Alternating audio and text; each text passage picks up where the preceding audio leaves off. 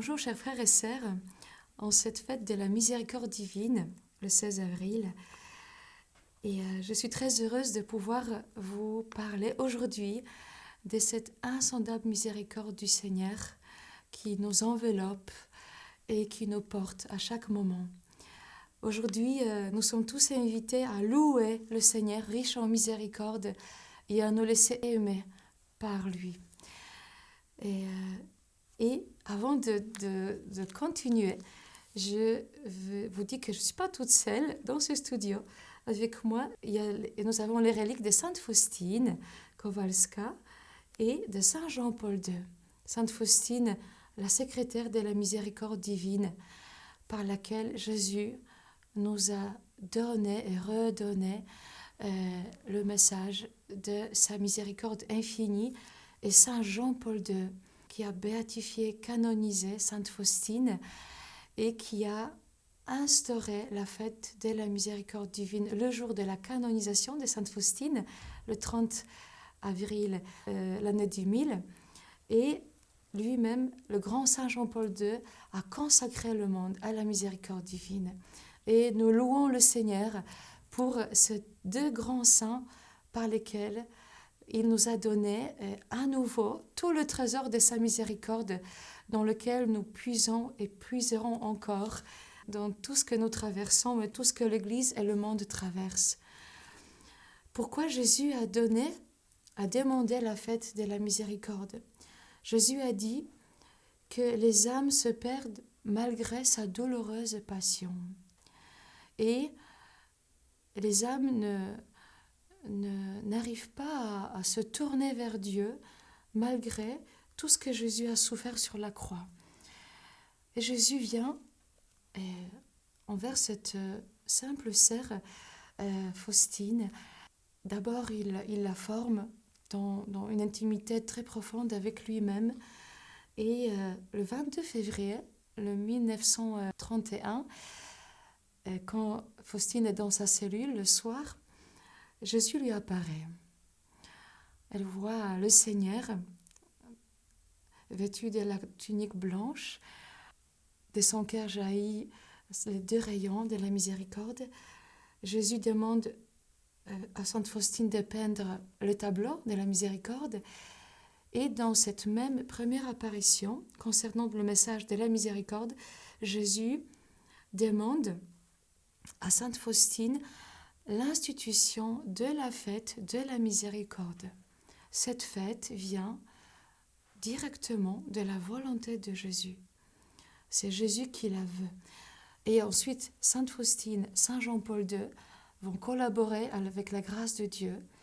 Et à travers beaucoup de difficultés, des oppositions, de souffrances, de rejets, des humiliations, le Seigneur va accomplir ce qu'il a prévu. Ça veut dire donner à nouveau au monde ce message qui traverse la Bible de la première page, mais qui était peut-être un peu oublié. Et le Seigneur veut que nous plongeons à nouveau dans cette bonté infinie et dans sa miséricorde. Écoutons un petit peu ce que Sainte Faustine note après cette première apparition du Seigneur. « Je désire, dit Jésus à Faustine, qu'il y ait une fête de la miséricorde. Je veux que cette image soit solennellement bénie le premier dimanche après Pâques. Ce dimanche doit être la fête de la miséricorde. » Et dans un autre endroit de son journal, Jésus dit « La fête de la miséricorde est issue de mes entrailles. Je désire qu'elle soit fêtée solennellement le premier dimanche après Pâques. » Alors, nous voyons que le Seigneur, comme un bon pédagogue, il dit tout, il enseigne, il dit à quel moment dans le calendrier liturgique il souhaite que la fête soit célébrée. Alors, deuxième dimanche de Pâques, la dimanche blanche, qui qui finissent ce saint jour de Pâques. Et aussi, le Seigneur, il va enseigner Sainte Faustine comment nous devons nous préparer à la fête et quelles sont les promesses liées à cette fête et pourquoi il veut que nous fêtons d'une manière très très particulière, nous louons sa miséricorde premier dimanche après Pâques. Alors, la date choisie par Jésus lui-même nous montre le rapport très étroit qui existe entre le mystère de la mort, de la résurrection de Jésus et le mystère de la miséricorde. Tout va ensemble. La miséricorde jaillit du cœur transpercé sur la croix le vendredi saint. Jésus qui apparaît à Sainte Faustine, c'est Jésus ressuscité. Nous contemplons ses blessures et son cœur ouvert. Et le sang et l'eau qui ont jailli de son cœur nous invitent à nous approcher, à nous blottir sous le rayon de la miséricorde sans crainte. La fête de la divine miséricorde est donc un jour de louange, louange de Dieu riche en miséricorde, et en même temps c'est le jour des grandes grâces pour tous les hommes, et surtout pour les pécheurs, et les pécheurs les plus endurcis. Et ce jour-là, aujourd'hui, l'océan de la miséricorde est ouvert. Pour nous tous, nous sommes tous des pécheurs. Et Jésus, il nous dit, n'aie pas peur mon enfant, mon fils, ma fille, ma bonté infinie t'attend. Je t'accueille dans mon cœur transpercé pour toi. Et dans le petit journal de Sainte Faustine, nous écoutons Jésus nous dire, en ce jour, les entrailles de ma miséricorde sont ouvertes, dit Jésus. Je déverse tout un océan de grâce sur les âmes qui s'approcheront de la source de ma miséricorde. Toute âme qui se confessera et communiera recevra le pardon complet de ses fautes et la remise de leur punition. Un grand mystère de la miséricorde, mystère infini, insondable. Je crois que ce mystère dépasse même toutes nos mesures, toutes nos règles humaines.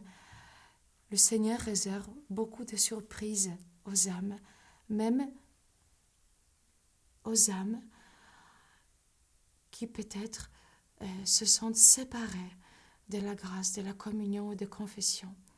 N'ayez pas peur, allez vers Jésus, demandez sa miséricorde. Alors, cette grâce dont Jésus parle dans le petit journal numéro 699, toute âme qui se confessera et communiera recevra le pardon complet de ses fautes et la remise de leur punition. Qu'est-ce que ça veut dire? En fait, cette grâce égale uniquement de celle du baptême, n'est-ce pas?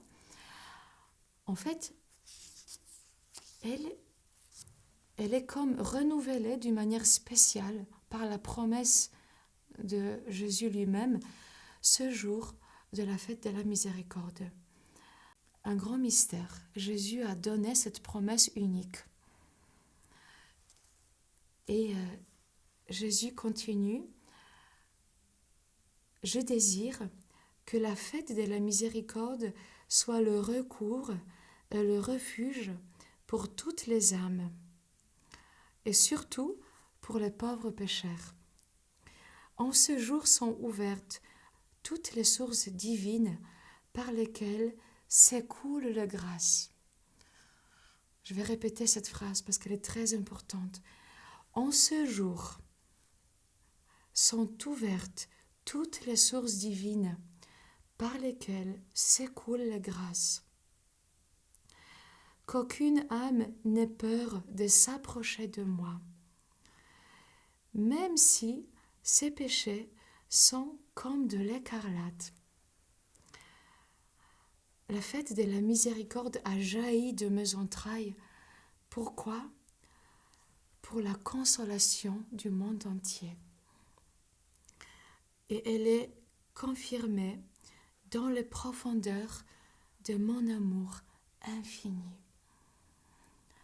Laissons-nous consoler dans les profondeurs de nos cœurs. Prions pour tous ceux qui n'osent pas aller vers le Seigneur, pour qu'ils soient encouragés par ce message magnifique que Jésus nous a laissé et nous laisse tous les jours à travers notre chère Sainte Faustine et Saint Jean-Paul II. Jésus, j'ai confiance en toi.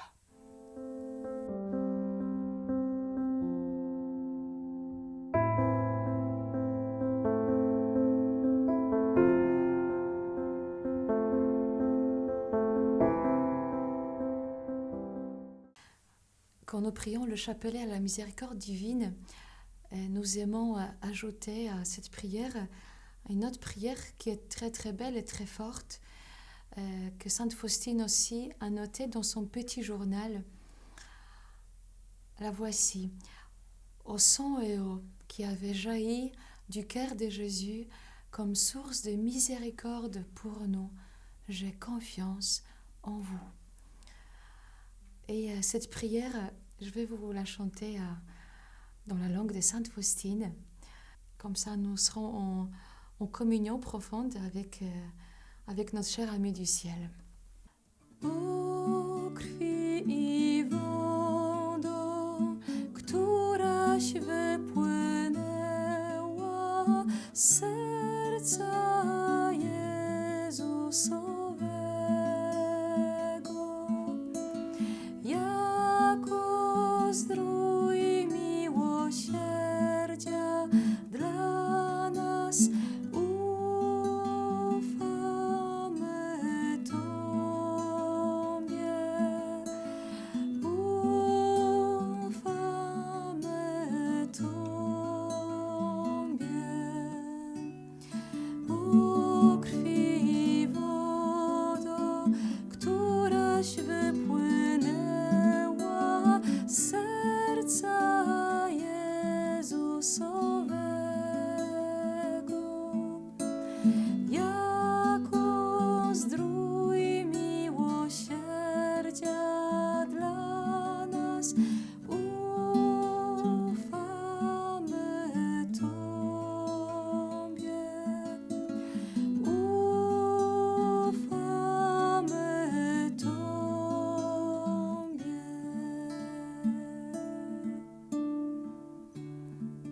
Sang et eau qui avait jailli du cœur de Jésus, du cœur miséricordieux de Jésus, comme source de miséricorde pour nous.